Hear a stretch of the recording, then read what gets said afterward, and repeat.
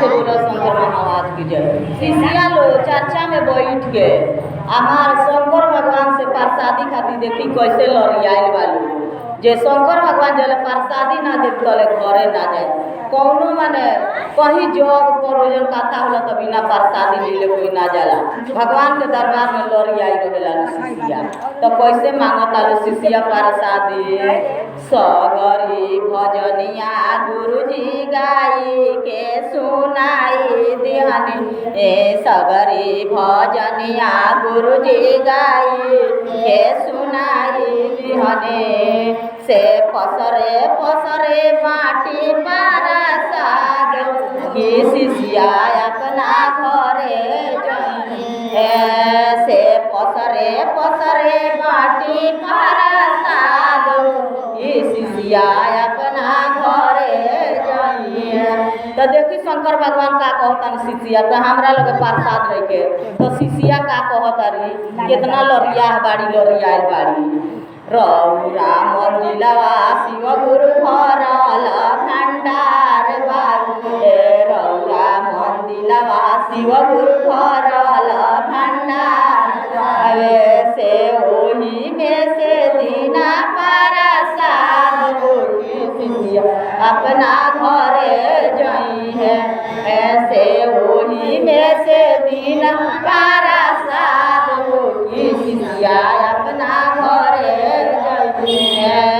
सगरी भजनिया गौरा गाई के सुनाई अने सगरी भजनिया गौरा गाई के सुनाई से चिटुकी चिटुकी बाटी आवा तो सुहाई अपना घरे जाई है तो देखी गौरू जी हुए बाड़ी शंकर भगवान की ओर से बहुत आरी हमरा लगे सिन्होरा हमरा लगे सिंदूर उदूर सोहाग नइखे अपन जाल घरे हम कहाँ से दे तो शिष्या कैसे लड़ियाल बड़ी अपना सोहाग मांगे खातिर बहुत आरी जे रौरा मंदिलवा गौरा सोने के सिनोरा बावे मंदिलवा गौरा सोने के सिनोरा बावे से चिटुकी चिटुकी माटी हवा तो इन्हें अपना घरे जई है से चिटुकी चिटुकी माटी हवा तो सोहागिने अपना घरे जई है सगरी भजनिया गौरा गाई के सुनाई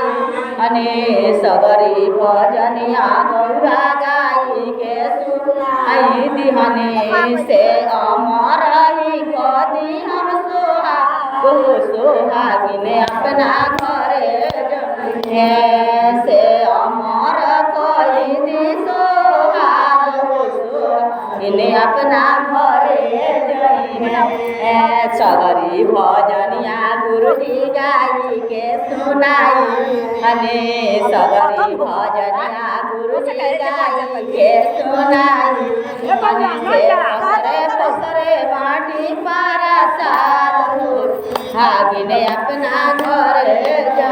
इतना बचनिया गुरुजी सुन के जट फहराई इतना बचनिया गुरु सुन के जट फहराई से शिष्या के हरनी सारा दुख शिष्या अशुभवा करी से शिष्या के हरनी हनी हम दुख शिष्या रौरा जाई जाए शिष्या पाना मोहलिया जाई जाए शिष्या पाना मोहलिया जाए घर ले बानी हवा तो सुहाग अपना घरे जईती से घर ले बानी अन धन खजाना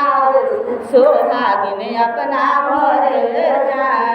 प्रेम से बोलो सच्चे दरबार की जय।